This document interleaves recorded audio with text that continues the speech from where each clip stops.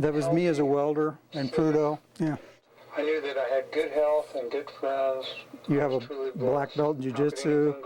You can run a marathon. You know, you think you can stand up to anything. Yeah, had it all going on. I was working on the North Slope as a welder fabricator in the oil field services, and I've been doing it since I was 17 years old. I was 44 years old when I had a grand mal seizure.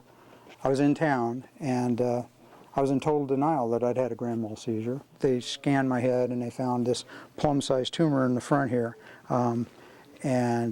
I said, no, that's not my head, but I looked, and sure enough, it lined up, and it lined up with some of the things that had been going on, a little bit of left side weakness, dropping things. That's the first one, and it comes back 3 times that big. I was just sitting around home going through chemo and recovery. My granddaughter Holly was knocking her Cheerios off the chair, off her high chair, and I was spilling my coffee, so we could really commiserate and relate. They say the memory is the first thing to go.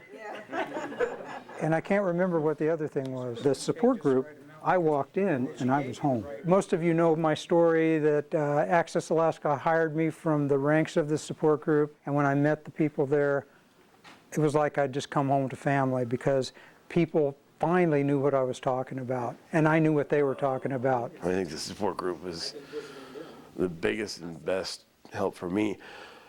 A lot because of Mr. Frank Box and his challenge through quite large tumors in his brain. I saw other people going through it, and it is so painful, and I could identify with it so well. I mean, I thought, well, you know, I'm all on my own, but I was wrong.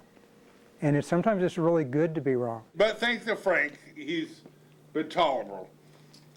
But it's a good place to come. I've met a lot of good people here. William Shakespeare pretty well summed it up when he said, the brain is a fragile dwelling place of the soul. I trust Frank Box, and he's part of the reason I keep coming. I see him with far more challenges than any of us, and he does better than most of us. That requires a lot of courage to say, the fragile dwelling place of my soul may be defective. When somebody comes to me for help, I really value that they have that much trust in me. If you can make a difference in other people's lives, it's not a waste of time.